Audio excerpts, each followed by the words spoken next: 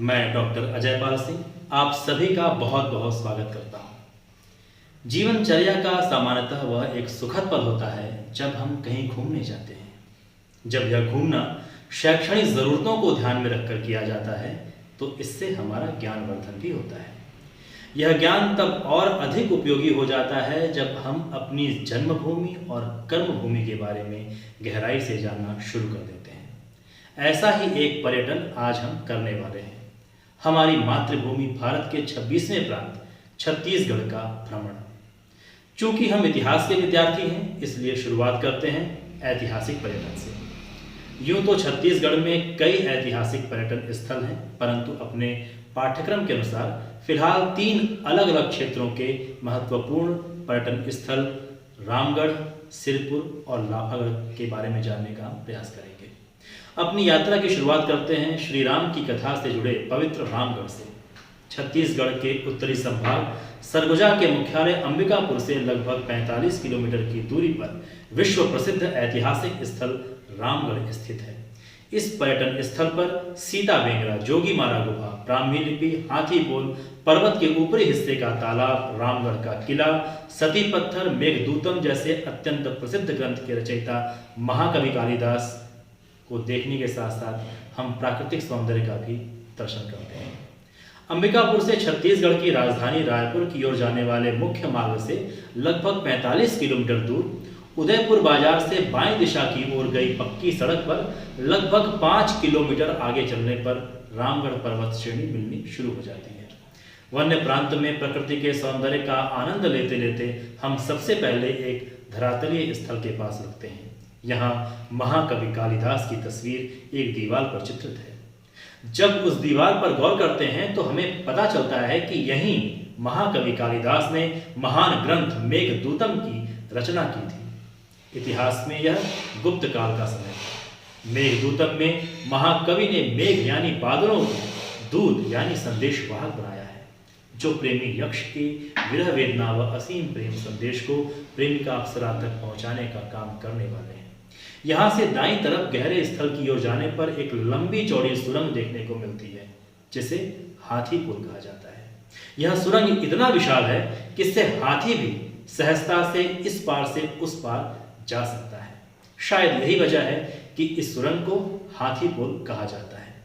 यह 140 फुट लंबी है। जब हम इसमें प्रवेश करते हैं तो गर्मी के दिनों में भी अत्यंत शीतल, बिल्कुल एसी की भांति महसूस करते हैं।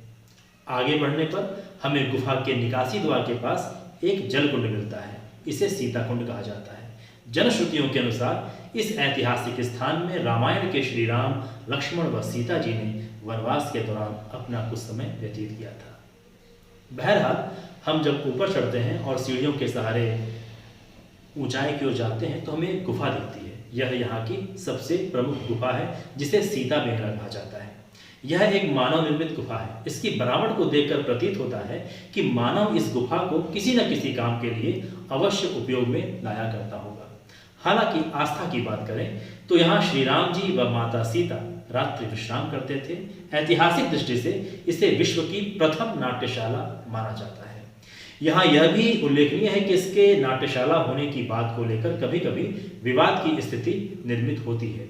विवाद का अंतिम परिणाम जब तक न आ जाए तब तक इसे कम से कम एशिया की प्राचीनतम नाट्यशाला स्वीकार कर लिया गया है। यद्यपि इसकी बनावट को देखकर भरत मुनि के नाट्यशास्त्र और ग्रीक थिएटरों से इसकी तुलना की जाती है। चाहे जो भी हो, हमारी दृष्टि में यह भी हो सकता है कि गुफा के अंदर बैठकर वाद्य यंत्र, काव्य गोष्ठी, गीत संगीत का प्रदर्शन किया जाता हो। इस गुफा के दाईं और बाईं ओर से बनाई गई सीढ़ियां संभवतः कलाकारों के चढ़ने उतरने के लिए बनाई गई हों। इस गुफा में सामने पर्दा सरकाने की व्यवस्था भी देखने को मिलती है। इस गुफा में पाली भाषा में उत्कीर्ण पंक्तियां देखने को मिलेंगी। यदि उनकी हिंदी भाषा में अनुवाद किया जाए तो विद्वान इसका भावार्थ कुछ इस प्रकार निकालते हैं कि हृदय की दैदीप्यमान स्वभाव से महान ऐसे कविगण रात्रि में बसंती से दूर हास्य एवं विनोद में अपने को भूलकर चमेली के फूलों की माला का आलिंगन करते हैं।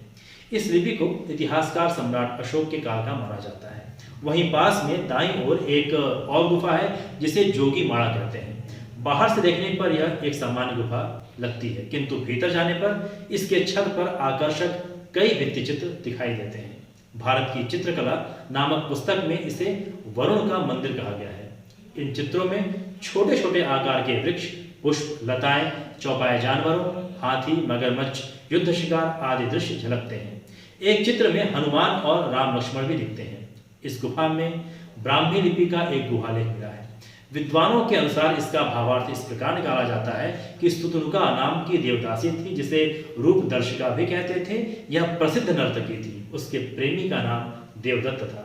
संभवतः देवदत्त के द्वारा ही उक्त लेख अपनी प्रेयसी की याद में उत्कीर्ण कराया गया हो। इस पर्वत पर और ऊंचाई में चलते हैं तो एक ऐतिहासिक किले का अवशेष मिलता है। साथ में श्री राम जी का अत्यंत प्राचीन मंदिर भी यहाँ पे है।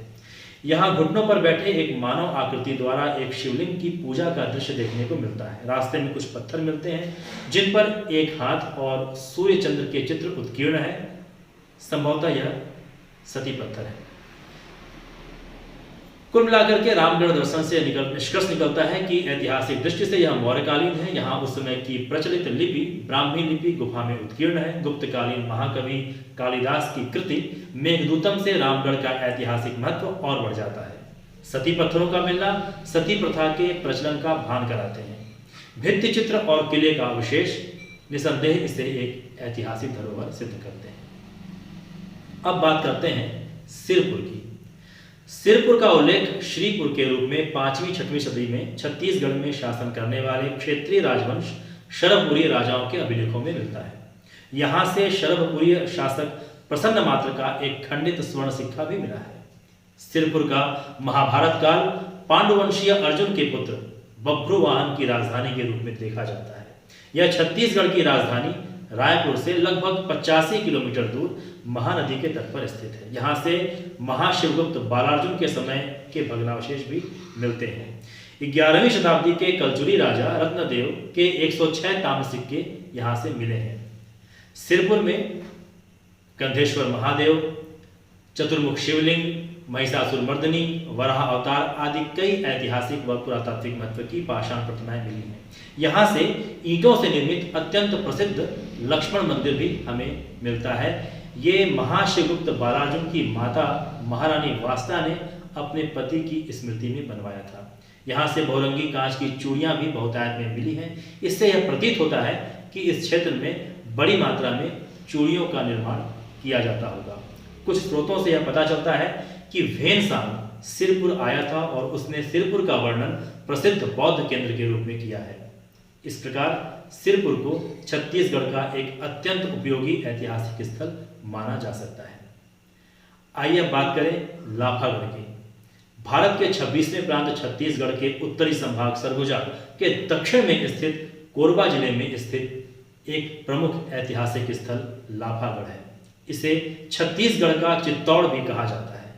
दरअसल यह दुर्गम पहाड़ी क्षेत्र पर स्थित है और संभवतः इसे बाह्य अवांछित आक्रमणों से बचाने के लिए बनाया गया हो। यह मुख्य मार्ग पर स्थित पाली नामक स्थान से लगभग 15 किलोमीटर दूर स्थित है।